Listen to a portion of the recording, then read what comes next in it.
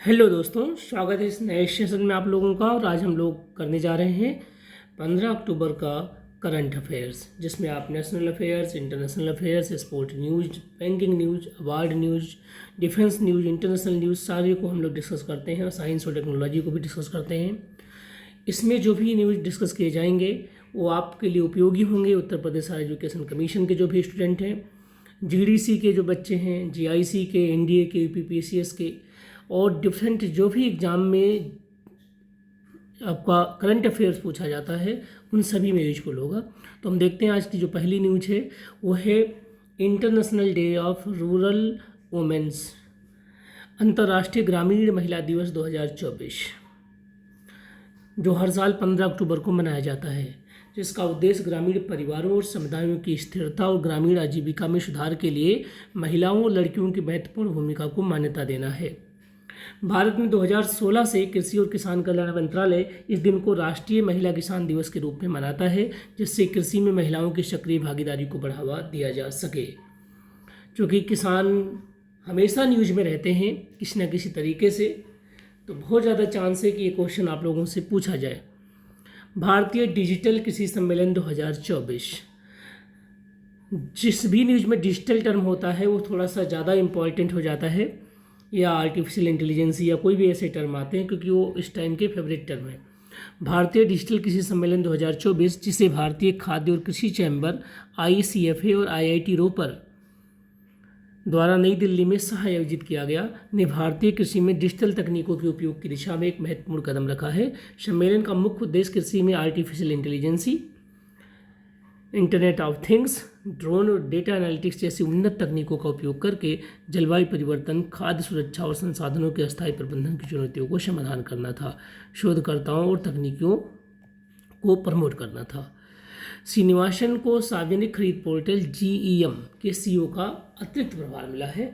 तो सरकार ने वाणिज्य विभाग के अतिरिक्त सचिव एवं सत्य श्रीनिवास को सरकारी मार्केट प्लेस जेम का CEO नियुक्त किया है। उन्हें यह अतिरिक्त प्रभार पूर्व CEO PK सिंह की जगह पर सौंपा गया है, जो अब अक्षय ऊर्जा मंत्रालय में सचिव के रूप में कार्यरत है। एल सत्य श्रीनिवास भारतीय राजस्व सेवा, सीमा शुल्क एवं अप्रत्यक्ष कर के 1991 बैच के अधिकारी हैं। केंद्र सरकार ने आंध्र प्रदेश और राजस्थान में ग्रामीण स्थानीय निकायों के लिए XV वित्त आयोग अनुदान जारी किया है। केंद्र सरकार ने आंध्र प्रदेश और राजस्थान में ग्रामीण स्थानीय निकायों RLV को वित्तीय वर्ष 2024-25 के लिए 15वें वित्त आयोग अनुदान की पहली किस्त जारी कर दी है। आंध्र प्रदेश को 395 करोड़ की असंबद्ध अनुदान राशि और 593 करोड़ की कुल बधी हुई अनुदान राशि मिली है। ये निधियां आंध्र प्रदेश में 9 विधिवत निर्वाचित जिला पंचायतों, 615 ब्लॉक पंचायतों और 12,853 ग्राम पंचायतों के लिए निर्धारित की गई हैं। भारत ने UAE एजुकेशन शो में स्टडी इन इंडिया अभियान शुरू किया है। भारत ने शारजाह में 20वें अंतर्राष्ट्रीय शिक्षा शो में आधिकारिक रूप से अपना भारत में अध्ययन अभियान शुरू किया है, जिसका उद्देश्य अंतर्राष्ट्रीय छात्रों को भारतीय विश्वविद्यालयों में आकर्षित करना है। और यह अभियान शिक्षा मंत्रालय के तहत एक मिनी रत्न कंपनी ADCIL द्वारा आयोजित किया जा रहा है, और इसका लक्ष्य भारत को एक प्रमुख वैश्विक शिक्षा केंद्र के रूप में स्थापित करना है। हाल ही में हुई बोर्ड मीटिंग के बाद नोएल टाटा को टाटा ट्रस्ट के अध्यक्ष के रूप में नियुक्त किया गया है। टाटा ट्रस्ट के पास टाटा सन्स की 66% हिस्सेदारी है, जो कंपनी के शेयर का एक महत्वपूर्ण हिस्सा है। भारतीय पुरुष टेबल टेनिस की टीम के शरद कमल एशियाई टेबल टेनिस चैंपियन के सेमीफाइनल में लिन युनजू से हार गए हैं। अब पूछा गया अगला है कि वर्ल्ड स्टैंडर्ड डे क्या है। तो विश्व मानक दिवस, जिसे अंतर्राष्ट्रीय मानक दिवस के नाम से भी जाना जाता है, हर साल 14 अक्टूबर को मनाया जाता है। इस दिन का उद्देश्य उपभोक्ताओं, नियामकों और उद्योग के बीच वैश्विक अर्थव्यवस्था में मानकीकरण के महत्व को समझाना और जागरूकता बढ़ाना है। दुनिया भर में विभिन्न संगठन, जिनमें सरकारी निकाय भी शामिल हैं, इस दिन को मनाने के लिए कई तरह के आयोजन करते हैं। अब आते हैं क्वेश्चंस में। हाल ही में सरकारी मार्केट प्लेस GEM के CEO के रूप में किसे नियुक्त किया गया है। तो आपने पढ़ा कि एल सत्य श्रीनिवास को। सेंट विसेंट और ग्रेनेडाइंस में भारत के उच्चायुक्त के रूप में किसे नियुक्त किया गया है। तो सुभाष प्रसाद गुप्ता को सेंट विसेंट और ग्रेनेडाइंस के लिए भारत का नया उच्चायुक्त नियुक्त किया गया है। वर्तमान में वो सूरीनाम में भारत के राजदूत के रूप में कार्यरत हैं, और उनकी नई भूमिका के लिए उन्हें पारामारी भूमि में रहने का निर्णय लिया है। इस नियुक्ति की घोषणा शुक्रवार को विदेश मंत्रालय ने की है। हाल ही में निधन हो जाने वाले आकाशवाणी दरभंगा के प्रसिद्ध पूर्व रेडियो प्रस्तुतकर्ता और कंपेयर कौन थे? इंद्रानंद सिंह झा। वर्ष 2024 विश्व गठिया दिवस की विषय वस्तु मतलब थीम क्या रही है? तो यह है इन्फोमेड चॉइसेस बेटर आउटकम्स।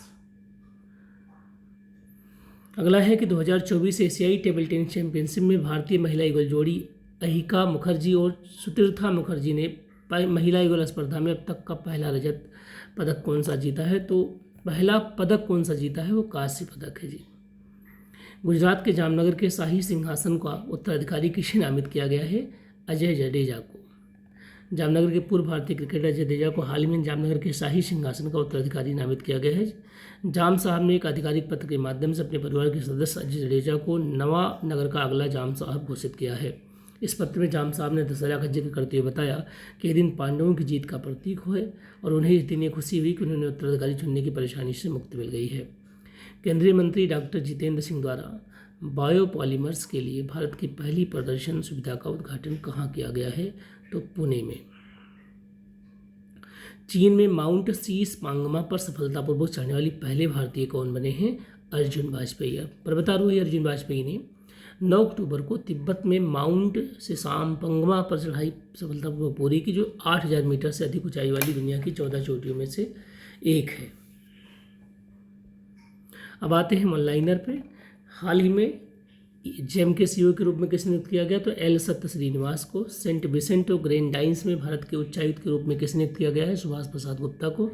हाल ही में निधन हो जाने वाले आकाशवाणी दरभंगा के प्रसिद्ध पूर्व रेडियो प्रस्तुतकर्ता और कंपेयर कौन थे? इंद्रानंद सिंह झा। इस वर्ष 2024 में विश्व गठिया दिवस की प्रस्तुत की थीम क्या थी? Informed choices better outcomes. 2024 एशियाई टेबल टेनिस चैंपियनशिप में भारतीय महिला युगल जोड़ी अहिका मुखर्जी और सुतीर्था मुखर्जी ने कांस्य पदक जीता है। गुजरात के जामनगर के शाही सिंहासन किसको मिला? अजय जडेजा को। केंद्रीय मंत्री डॉक्टर जितेंद्र सिंह द्वारा बायोपॉलीमर्स के लिए भारत की पहली प्रदर्शन सुविधा का उद्घाटन कहाँ किया गया? पुणे में। चीन में माउंट शीश मांगमा पर सफलतापूर्वक चढ़ने वाले भारतीय कौन थे? अर्जुन वाजपेयी थे।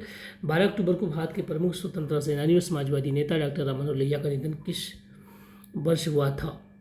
1967 में। पीएम गति शक्ति, ये बहुत इंपॉर्टेंट है। पीएम गति शक्ति राष्ट्रीय मास्टर प्लान कब लॉन्च किया गया? 2021 में। तो ये आज का न्यूज़ था। प्लीज़ आप इसे एक बार पढ़ के रिवाइज कर लीजिएगा। अगर आप ऐसे ही न्यूज़ को कलेक्ट करते रहे डे बाई डे, तो 1 साल या 6 महीने की जो न्यूज़ होगी वो आपके लिए बहुत यूजफुल होगी। अगर ये सेशन अच्छा लगा हो तो आप दूसरों तक इसे शेयर करिए, सब्सक्राइब करिए और लाइक करिए। Thank you.